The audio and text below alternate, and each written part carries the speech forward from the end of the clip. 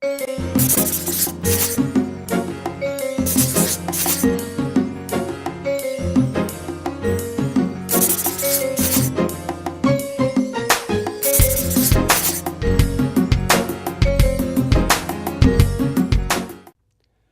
Jeff Cornwall, and this is the Entrepreneurial Mind. Today, my guest is Rex Hammock. We'll be back after this message to have a conversation about his business and the whole exciting and crazy world of digital marketing.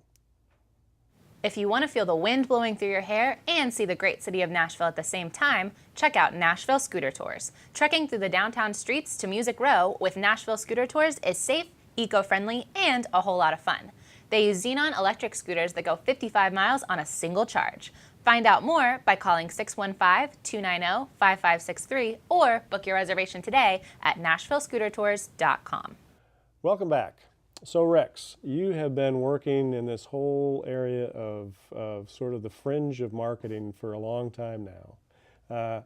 Talk about sort of the early days and what kind of got your attention and what made you think that this might work? Because a lot of people thought it was a flash in the pan. Well, as it relates to digital marketing, I'd like to call it the outlier. That sounds like a positive way of saying the fringe, but it was definitely the fringe to believe, in our case, that companies could speak directly to their customers and create media that was intended not to go through traditional marketing and media channels, but to go directly to. And one of the things that facilitated that was the data that was being collected about customers. Often when you go through a retailer, you don't know the information about who your customers are. But through, this is back in the late 80s and early 90s, beginnings of collecting data through couponing and different things. So I began to look at that, and I had a love for and a desire to create a magazine. Right. And I figured, gee, it costs a lot of money to create a magazine. Right. But by doing, at that time, looking at models like what Chris Whittle was doing in Knoxville on a much bigger scale, I remember him once saying that they had to look at businesses that generated $10 million. And I was at the company, I was there, I said, gee, I could generate a profit on $10,000 or something. So, but it began very small by working in the context of an ad agency here in town to find ways that we could create media. In those cases, it was magazines and newsletters, print. Still the print days. To do ongoing, recurring publications. So we did some beautiful magazines for clients. McGregor Golf Company, just different kinds of clients that helped them. They were designed to build an ongoing, deep relationship with customers. Now, and that was very different than the advertising that most companies were thinking about. They were thinking about buying an ad in a magazine, and you were kind of flipping that and creating the message and the medium both together for these clients. Right. As companies had a means, in this case, it was an address that they could send media to, it just seemed to me that they did not need to go through a media where they're just going to buy a double, two-page ad or one-page ad. And we could do content that was not just hype about that, but it would sort of build on the passion that the company had for the product it sold and for the customers that use those products. It really was a precursor to what happened with blogging. I mean, if you think about it, it's becoming the expert in that content area in which you operate your business. Well, that's precisely what happened and how we became an outlier to it, sort of in the middle of things, because as the digital, well, number one, when we were doing print, print is even the way we were doing it because we were early adopters of technology in Nashville. We were probably the first users of a Mac network and laser printers and all these things. I was passionate about it then, and as I am now. But I always viewed that as just having a print veneer because everything would come in on paper and everything would go out on paper, but everything in the middle was digital. So we were quick when things, not the internet, but when CompuServe came along or Laserdisc came along to create things that would be in digital. We create in digital and it was consumed in digital. So when companies began to set up websites, they realized they were in the media business. Right. And so they didn't really want to be necessarily in the media business, but they saw the benefit of it. So we began to, in the same way we do print, we began to do digital.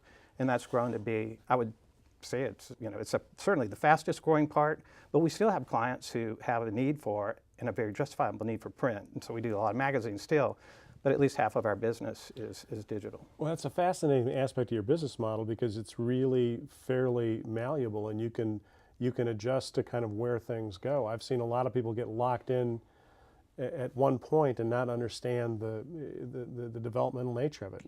Blogging has lasted a while, but it's changing, and it may not be around as we know it for that much longer. I'm surprised that the word blogging is still used. I always somewhat saw it, and again, I had a basis for understanding that in the creation of one of the first .com startups in Nashville.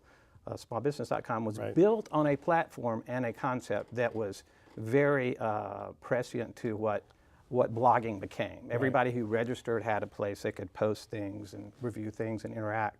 So, you are correct. I think that I never view anything as the end. It's always building. Whatever comes next will be building on what blogs did for us 10 years ago. And so and today, the things we'll be doing with mobile, in 2 years, in 3 years from now, we can see the beginnings of it today, but it'll be amazing that you'll be able to trace it back to 12 years ago or 15 years ago.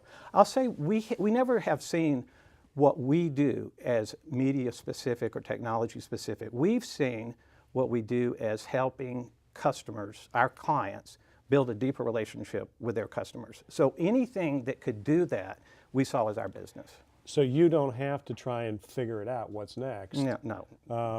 The process in the middle is still the same, and it's just adapting that to whatever the next delivery content ends up being. We have learned over the years not to be too far ahead of our clients and get them to do things, but that we need to be always experimenting. I was about to say playing because I'm the one that plays with a lot of the things.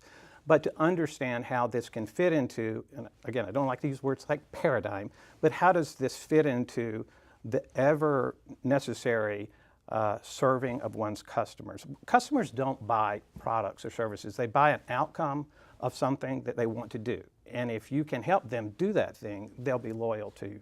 So we really focus on, in addition to helping our clients sell things, we help them help their customers use those things for an outcome.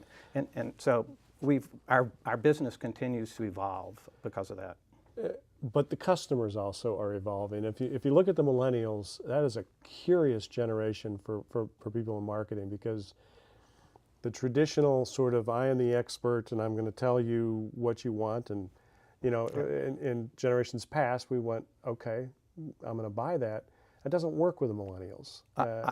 Again, I was preaching that when we created smallbusiness.com, that this was a entire user-generated content platform that said there are no experts in running a small business found, well, except I was going to say in ivory towers, but in your case it was, found in large companies. I mean, if you want to go, nothing against them, I love marketers at large businesses who sell things to small businesses, but they've never worked in a small business. They don't understand. So if you want to know what it's like to run a small business, you have to talk to another small business owner. So the idea that expertise is flat is something that still works today. And frankly, as you're talking, the millennials know that. Actually we all know that, but they know it as a technology thing as well. And the challenge is, and I see this with a lot of advertising, they assume that they get it on Facebook and they get it on Twitter, that the millennials are going to believe it. And it's actually backfiring left and right in terms of they see right through those kind of artificial messages. When you try, again, Facebook and Twitter are channels as well as they are, extensions of who we are and part of our identity. So when there's a word authenticity that's being used around, when you try to manipulate those channels, it inevitably backfires. And that's what happened to blogging when companies tried to take and I mean, that goes way back, exactly. So we just have a short bit of time left. Give me just a little glimmer of what you're playing with. What's kind of fun that you think might be, we might see sort of the next wave coming about? The thing I'm most excited about, and again, our business is helping clients communicate with their customers, but everything we do now is designed first for screens and first for mobile screens. The iPad, and I like the iPad mini personally, but the iPad to me is where you start. Whereas we used to start with the browser base at the desk. Right. Even for small businesses content, we are designing first for an iPad, not necessarily apps, but for the iPad. Right. And that, along with wearable computing like the Pebble that I have on now, that I can, that basically is an extension of the iPhone in my pocket. Those are the things I'm playing with now, so that when it connects, when everybody says, "Oh, I get it. I understand what you can do if you have something that vibrates and tells you something is coming in." Those are the kind of things that conceptually people will say, "Oh, that's the dumbest thing I've ever heard of." But I've learned over and over, if you play with things when they first come out, you can begin to judge them better than if you just reject them and say, "That'll never work." And when the next one comes out, you'll roll that same process that's worked time and time again into it, I would assume. And right now, I'm looking at things like Google Glass and saying, I'd never do that. It's too goofy looking. Right. But I know I will experiment it just because. And it will evolve into something else. It will. It's always evolving. Things are never today what they will be in 2 or 3 years. Well, Rex, I hope you come back, and because I have a feeling in another 6 months it'll all change. I'd love to hear where things are. Always changing, and I'd love to, and great to see you again. Thanks, Rex. I appreciate that.